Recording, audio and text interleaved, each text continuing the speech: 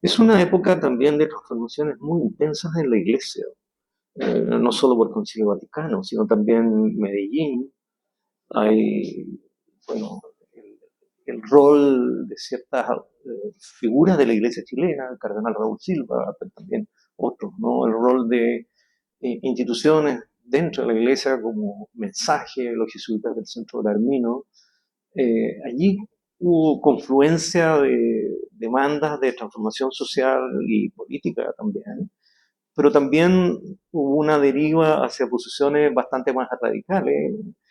pues, la toma de la iglesia de la Catedral de Santiago y después estas derivaciones a esto que terminó siendo los cristianos para el socialismo.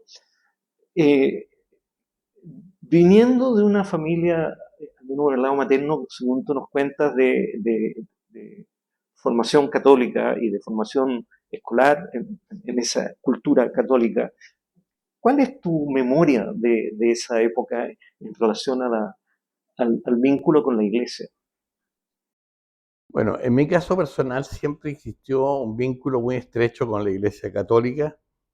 pero con una iglesia que yo había conocido mucho en mi hogar, en mi familia, pero también en el colegio, y con padres alemanes muy severos.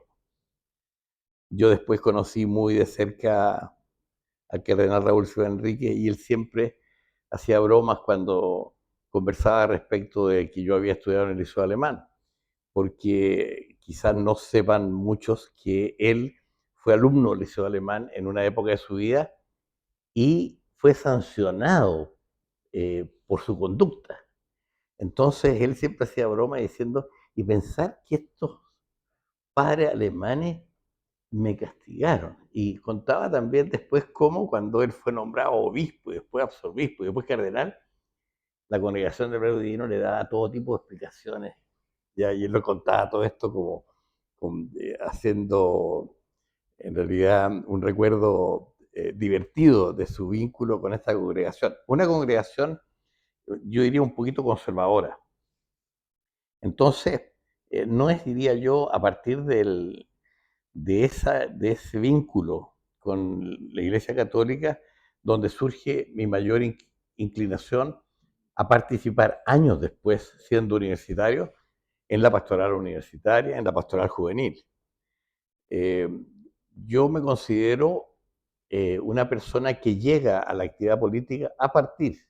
de lo que fue el vínculo con la pastoral universitaria y con muchos sacerdotes que fueron acompañantes de los jóvenes en esa época, eh, cosa que echo de menos hoy día porque me encantaría que el ejemplo de muchos sacerdotes que en esa época conocimos y que se comprometían con los grupos juveniles pudiera darse hoy día, en que hay, creo yo, una necesidad similar a la que en ese entonces existía y una oportunidad para una iglesia que todos deseamos no solo se renueve en muchos aspectos, sino que además vuelva a tener, como incluso el propio hoy cardenal lo ha dicho hace unos Sí. días, cardenal Chomalí, un vínculo mayor con la actividad social y política.